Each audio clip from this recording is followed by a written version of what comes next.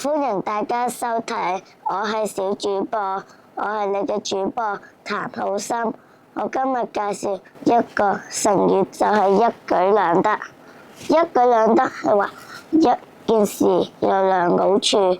從前有一個勇士想打死兩隻老虎，有人就勸佢啦：兩隻老虎爭嘢食嘅時候，落手咪可以一舉兩得咯。佢就好耐心等大老虎食咗小老虎，佢就好容易打死大老虎啦。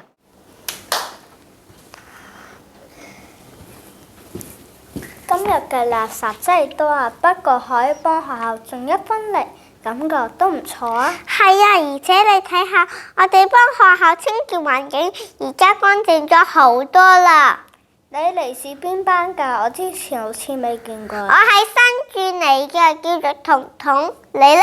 我叫樂樂，好高興認識你。今次喺學校參加咗一個清潔活動，唔單止幫我環境，仲認識咗新朋友，真係一舉兩得。我啱啱轉嚟都驚我冇朋友，但冇諗過我嚟參加呢個活動就會認識到你。又有咩要幫忙嘅，盡量同我講。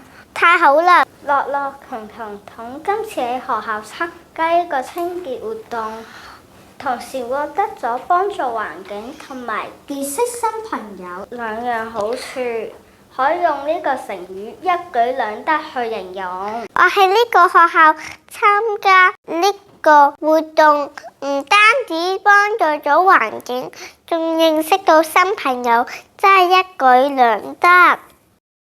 如果你都鍾意成語故事，記得分享俾朋友啊！